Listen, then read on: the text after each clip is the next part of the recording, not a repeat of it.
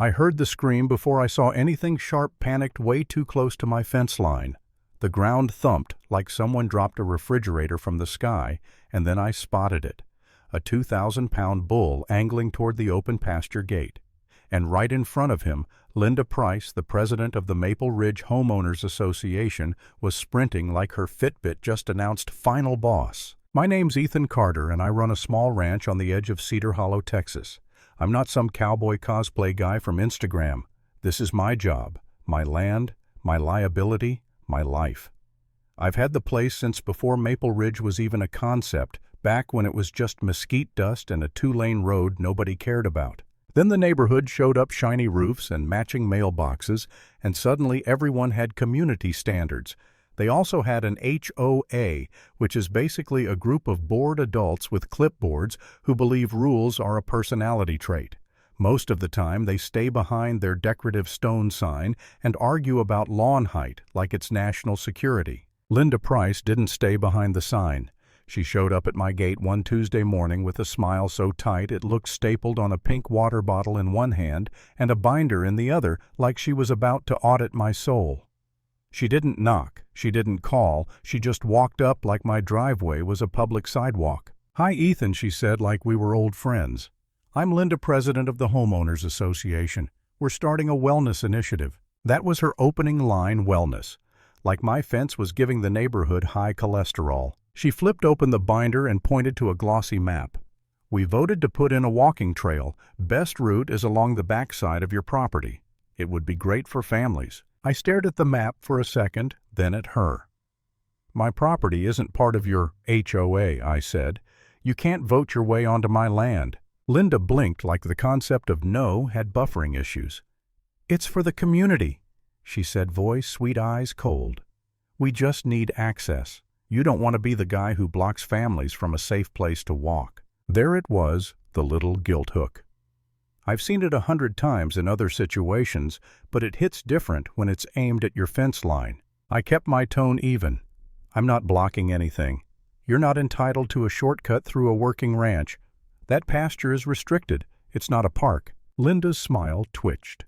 "Well, according to our guidelines, properties bordering the development need to maintain aesthetic harmony. Your fence is aggressive." "Aggressive," I repeated, looking at the same plain wire fence that's kept my livestock where they belong for years. "Lady, it's a fence." She snapped the binder shut like a judge's gavel. "If you don't cooperate, we'll take the next steps," she said. "And Ethan, you might be surprised what an HOA can do." Then she walked back to her SUV like she'd just served me divorce papers. I thought that was the end of it. A weird, annoying conversation I'd tell my buddy Miguel about later so we could laugh and move on. I was wrong. The next morning, my phone buzzed with a security alert from the camera facing the south pasture gate. I expected a stray coyote, maybe a deer, maybe Miguel, pulling in early. Nope, it was Linda. She was in neon leggings and a visor standing at my fence with a pair of bolt cutters like she was about to free prisoners. She looked around, leaned in, and started cutting my wire like it was a ribbon at a grand opening. My stomach went cold, then hot. I grabbed my keys and drove down there fast enough that the coffee in my cup holder tried to climb out. By the time I skidded to a stop, I saw the real problem. She'd cut a clean gap, and the gate chain was loose.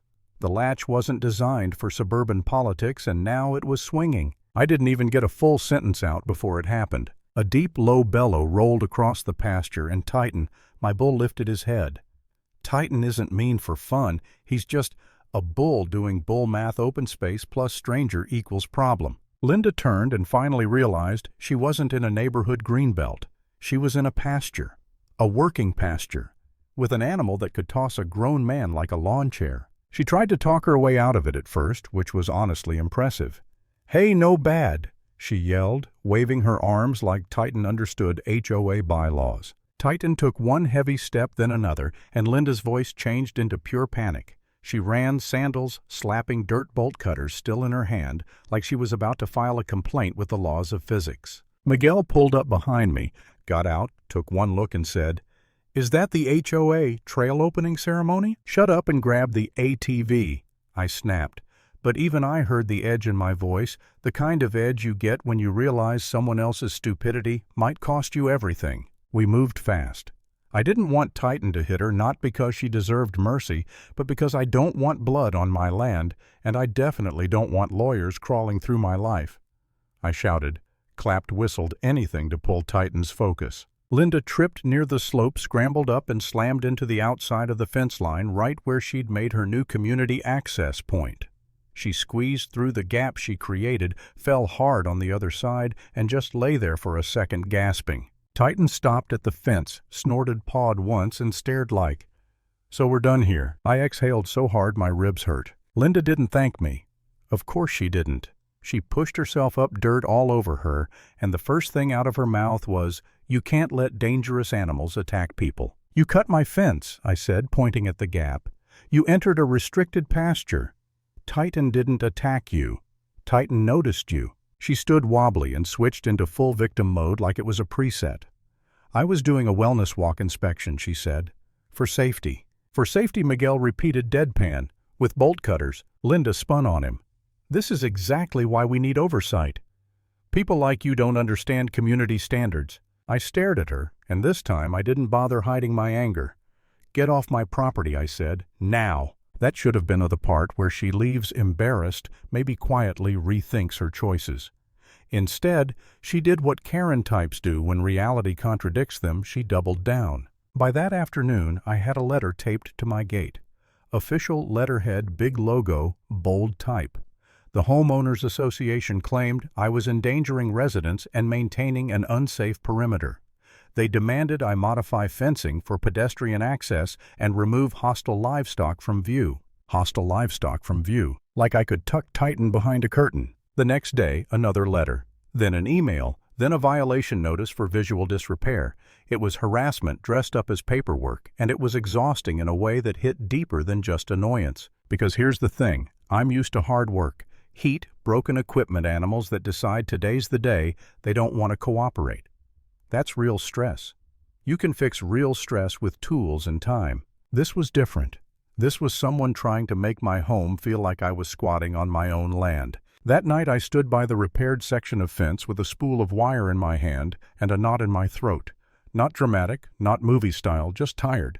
The kind of tired where you start counting the costs without meaning to. Fence upgrades, cameras.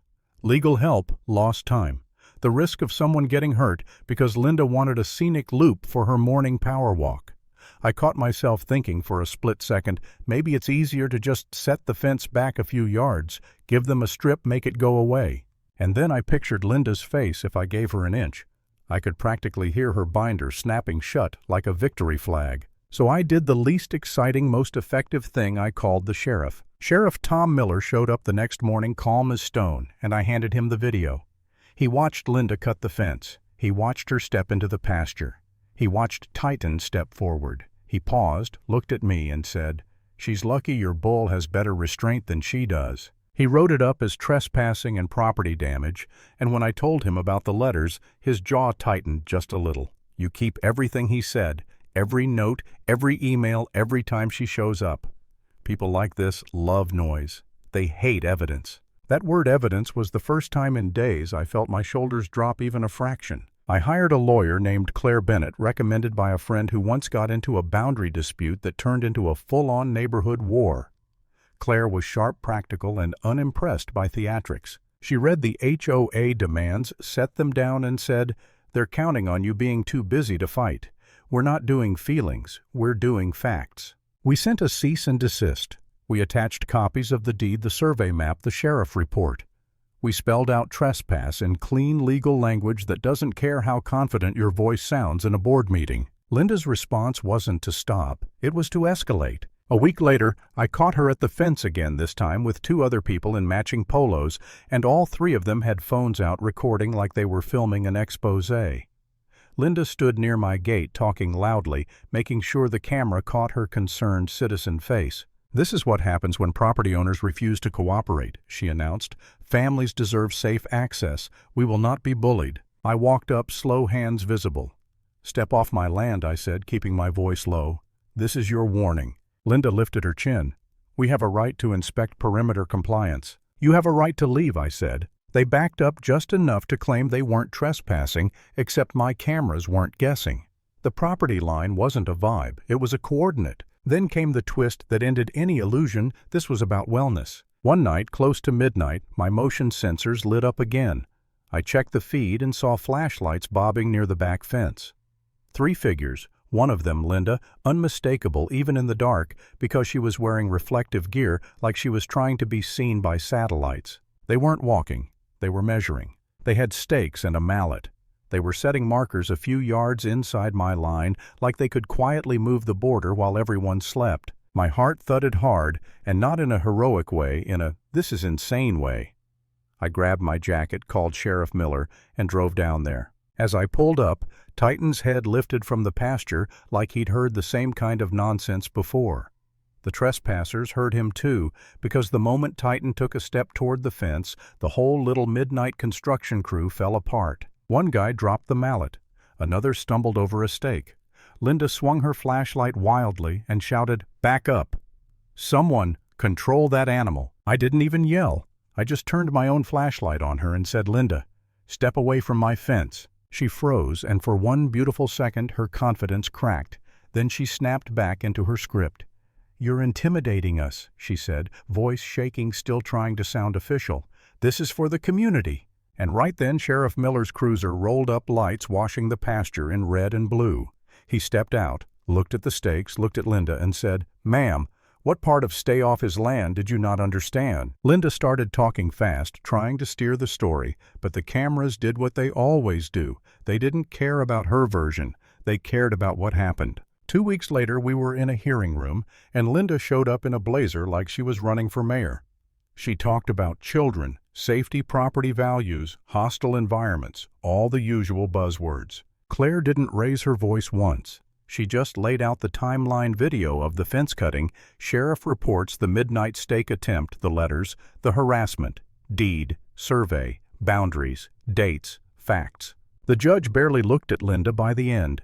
He looked at the evidence, then at her, and said, "An HOA does not have authority over private land outside its jurisdiction. Trespass is trespass. Property damage is property damage." He granted a permanent injunction. Linda and the Maple Ridge Homeowners Association were ordered to stop contact, stop surveillance, stop stepping 1 foot onto my property. There were damages too, the kind that made Linda's smile finally disappear for real. In the hallway afterward, she tried one last time to regain control, voice loud enough for anyone nearby to hear.